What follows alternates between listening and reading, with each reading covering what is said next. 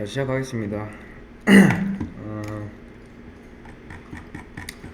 자, 오늘 일단은 어, 데이터 정교화라는 거에 대해서 한번 설명을 드릴게요. 여러분들이 지금부터 또 운동시설 관련해서 지금 일을 하고 있는 개발자라고 한번 생각을 해보겠습니다. 가정하는 거예요. 그래서 이제 운동시설에 등록하는 사람들이 있겠죠. 그런 것들을 테이블로 정리를 DB에다가 해두고 싶은 거죠. 그래서 테이블을 이렇게 하나 만들어 준 거죠. 그 다음에 회원들이 이제 어떤 프로그램에 등록을 했는지 하나씩 이렇게 정리를 해두기 시작을 하는 거죠. 근데 여기도 보시면 지금 갑자기 김영이라는 사람이 골프라는 프로그램을 또 수강 신청을 해버린 거죠. 이렇게. 자, 그러면은 데이터를 어떤 식으로 추가를 해야 될까요? 자, 어떤 사람들은 이렇게 그냥 데이터를 추가하기도 하고요. 이것도 뭐 나쁘지 않아요. 근데 보통은 이렇게 해놓으면 나중에 이제 데이터를 찾고 싶을 때, 예를 들어서 골프를 수강 신청한 사람들이 이렇게 찾아내고 싶을 때 조건식 같은 거를 걸겠죠. 그렇죠? where 그 다음에 뭐 프로그램명, 그 다음에 뭐 골프, 뭐 이런 식으로. 그렇죠? 이렇게 간단하게 쓰는 게 아니라 아이크 연산자, 그렇죠? 쓴다든지. 그렇죠? 그러면은 where 프로그램명 하고서는 like 하고 뒤에 뭐 골프, 이렇게 이런 식으로. 아무튼 뭐 이런 상황이 발생할 수가 있다. 그런 식으로 성능이 조금 저하가 돼요. 그리고 뭐 나중에 프로그램 이름을 수정하거나 그럴 때 좀 귀찮아질 수가 있습니다. 그래서 데이터를 자, 이런 식으로 보관을 하는 게 좋습니다. 그러니까 지금 보면은 하나의 칸 안에 데이터가 두 개가 들어있잖아요. 근데 하나의 칸 안에는 하나의 데이터만 이렇게 보관을 하는 겁니다. 이거를 이제 전문 용어로 그냥 제1 정규화라고 해요.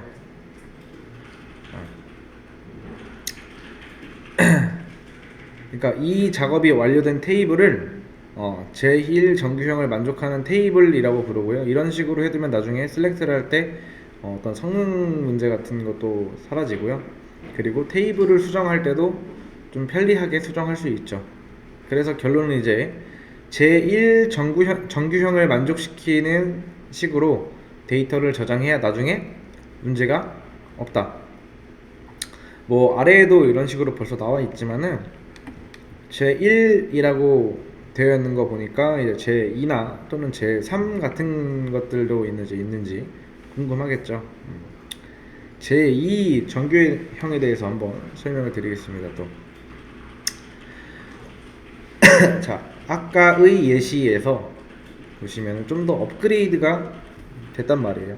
이런 식으로. 그러니까 데이터를 이런 식으로 저장하고 있다고 한번 그렇게 치겠습니다. 자, 아까랑 똑같이 이제 수강 목록을 현황을 이렇게 저장하기 위해서 테이블을 하나 만들어 놨는데, 이번엔 프로그램마다 가격을 이렇게 해놓은 거죠. 프로그램명 가격. 그렇죠? 그리고 이 사람이 결제했는지 아닌지 그 여부에 대해서 그런 것들도 기록을 이런 식으로 하고 있고. 자, 이렇게 하면은 자, 잘 돌아갈 것 같죠? 문제 없이.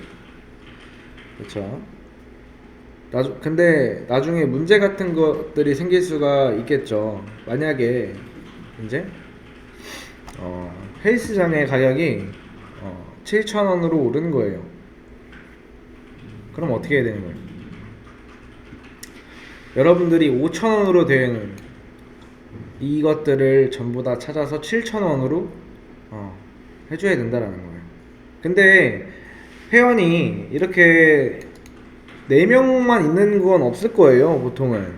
너무 이제 잘 돼서, 센터가 너무 잘 돼서 사람이 100명, 1000명 뭐 그 이상이 될 수 있겠죠. 그러면은 헬스장을 신청한 데이터도 똑같은 네, 똑같이 늘겠죠. 100명, 1000명 아니면 그 이상. 그러면은 그런 거를 전부 다 찾아서 수정을 해야 된다는 거예요. 그러면 시간이 굉장히 오래 걸려요. 가격 하나 수정하는데 몇천 개 이상 수정을 해야 되기 때문에 이런 상황을 마주하기 싫다. 그런 상황이 생기는 게 싫다라고 하면은 제2 정규화라는 거를 하면 돼요. 제2 정규화가 뭐냐면은 현재 테이블과 테이블의 주제와 관련이 크게 없는 컬럼들 있죠? 그런 컬럼들은 다른 테이블로 옮겨두면 돼요. 지금 가격이라는 이 컬럼을 잘 생각해 보면은 현재 우리 테이블의 주제와 얘는 딱히 크게 상관이 없죠. 그래서 현재 테이블은 어떤 프로그램을 누가 등록했는지 저장을 하기 위한 테이블이지 해당 프로그램의 가격을 소개하는 그런 테이블이 아니란 말이에요. 그래서 가격 컬럼은 현재 테이블의 주제와 딱히 맞지가 않기 때문에 이거를 다른 테이블로 빼버리라는 그런 말이에요. 자, 예를 들어서 뭐 프로그램 테이블을 하나 이렇게 만들고 여기다가 프로그램마다의 가격을 이렇게 적어두는 거예요. 따로따로. 이 작업을 제2 정규화라고 합니다. 그리고 이제 이 작업이 완료된 테이블 자체를 제2 정규형이라고 합니다. 이렇게 하면 뭐가 좋은 거예요? 이렇게 하면은 이거 아까 가격 수정할 때는 일일이 다 찾아야 됐지만은 여기 요 프로그램 테이블에 요것만 수정하면 땡이에요. 한 곳만 수정하면 된다는 거예요. 수정 작업 같은 이런 것들이 이제 좀 편리해지는 거죠. 장점이라고 하면은. 근데 이제 장점이 있다라고 하면은 반드시 단점도 존재해요. 단점이 뭐냐면은 이제 뭐 예를 들어서 이 홍길동이라는 사람이 얼마를 내야 되는지 이런 것들을 조회하고 싶으면은 첫 번째 테이블 안에 있는 원에서는 할 수가 없다. 볼 수가 없다. 다른 테이블에 있는 데이터까지 끌고 와야 이 사람이 이제 얼마를 내야 되는지 뭐 알 수 있겠죠. 이런 식으로 이제 나중에 데이터를 셀렉트를 조회할 때 조금 귀찮다라는 거. 하긴 이제 그런 이제 불편함이 좀 존재하는데 이제 비관계형 DB들은 정규화라는 거를 안 하는 경우가 좀 있어요. 근데 그러면은 또 단점이 있는 거예요. 근데 그 단점을 감수하고 그냥 쓰는 거예요. 비관계형 DB들은 한번 검색해 보시면 되고요. 근데 이제 관계형 데이터베이스들은 이제 제2 정규화를 해놓는 게 좋습니다. 제2 정규형을 좀 전문적으로 표현을 해보자고 하면은 partial dependency를 제거한 테이블을 전부 다 이제 제2 정규형을 만족하는 테이블이라고 부릅니다. partial dependency가 좀 뭔지 쉽게 한번 설명을 해보면은 어떤 개념을 하나 짚고 넘어가 보도록 하겠습니다. 자, 컴포지트 프라이머리 키라는 표현이 있어요. 이게 뭐냐면은 우리 프라이머리 키라는 거를 배웠죠. 프라이머리 키가 뭐예요? 보통 이제 ID 컬럼들을 프라이머리 키라고 한다고 했죠. 그러니까 행을 서로 구분하기 위한 유니크한 데이터를 담고 있는 컬럼이라고 생각하시면 되고요. 프라이머리 키가 없는 경우에도 우리가 프라이머리 키를 정해둘 수가 있고요. 컴포지트 프라이머리 키라고 부르는데 예를 들어서 이제 이 테이블에서는 회원 번호랑 프로그램명 이거 두 개를 합치면은 프라이머리 키 같은 역할을 할 수 있지 않나 생각이 돼요.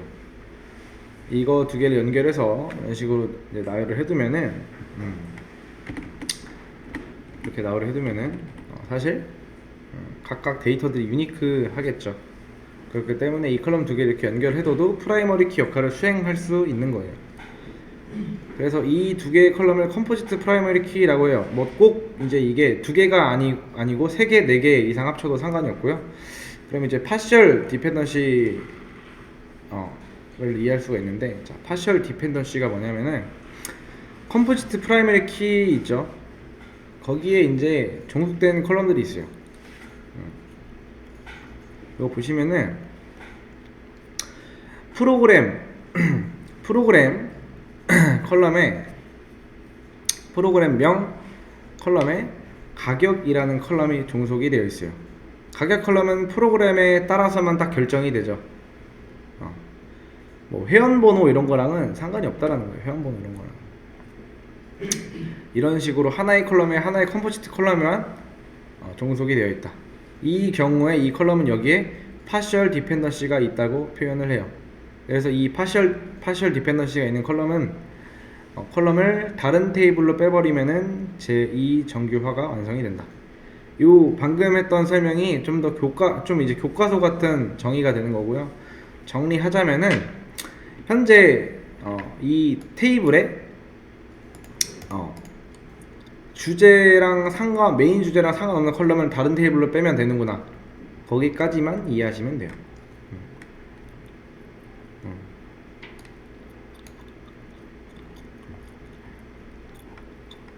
그리고 제일 아래로 이제 내려서 제3 정규형에 대해서도 한번 알아볼 건데,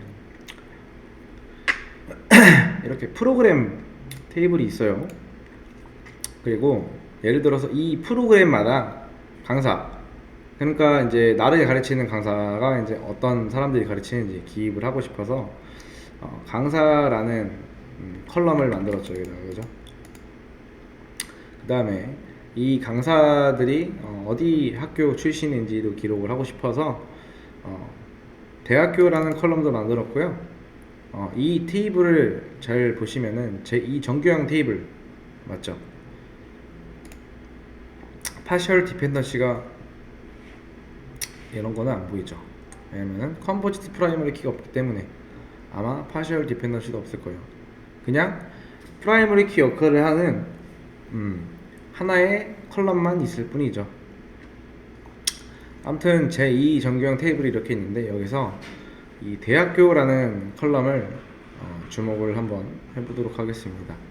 이 컬럼 보시면은 프라이머리 키랑 전혀 상관없죠. 그냥 이 강사라는 컬럼에만 딱 어떻게 보면 종속이 되어 있고, 이런 식으로 이 잔챙이 컬럼에만 종속이 되어 있는 이 컬럼을 다른 테이블로 빼버리면 이거를 제3 정규화라고 합니다. 그리고 이 작업이 완료된 이 테이블을 제3 정규형이라고 해요. 이런 식으로 이제 테이블 하나 만들고, 그 다음에 강사마다 출신 대학교들을 따로 기록을 해두면은 제3 정규형을 만족하는 테이블의 완성이다. 이렇게 하면 장점이 뭐예요? 나중에 똑같죠. 수정 같은 게 편리해지는 겁니다. 예를 들어서 여기 보면은 이순자라는 사람이 이제 서울대 대학원에 들어가가지고 그럼 이제 고려대를 서울대로 바꿔야 되는 거예요. 그러면 어떻게 하면 돼요? 여러분이 제2 정규형까지 해놓으셨다면 이제 아마 이제 한 군데죠. 한 군데를 수정을 해줘야겠죠.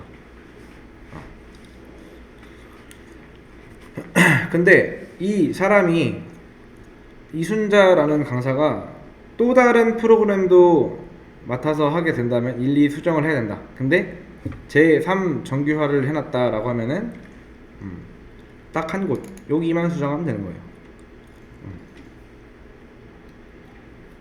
이런 장점들이 있어서 정규화라는 거를 해놔야 되는 거고, 단점도 있어요. 예를 들어서 프로그램 테이블에 이순자라는 사람의 학력이 궁금하다. 그러면은 바로 출력할 수가 없고 강사 테이블에 가서 데이터를 가지고 와야 된다. 이렇게 조금 귀찮죠. 그런 게 있는데, 관계형 데이터베이스는 아까 설명한 것처럼 보통 제3 정규화까지 해놓는 경우들이 많아요. 그래서 여러분들도 만약에 나중에 이런 일이 있다라고 하면 제3 정규화까지 해놓는 게 좋고요. 근데 이제 이런 것들을 배우고 나면은 여러분들이 테이블을 만들 때 이 컬럼을 여기다 만들지 말지 이런 것들을 알아서 판단을 할 수가 사실 바로는 없어요. 근데 정규화를 하는 게 좋다고 했으니까 정규화를 하는 식으로 테이블을 만들어 나가면 이제 여러분들이 테이블 설계 이런 것들을 뭐 알아서 할 수 있지만은 사실 이제 지금 당장은 뭐 잘 안 되긴 해요. 근데 제1 정규형, 2 정규형, 3 정규형, 즉 데이터 정규화라는 게 뭔지는 좀 감이 왔을 거예요. 그래서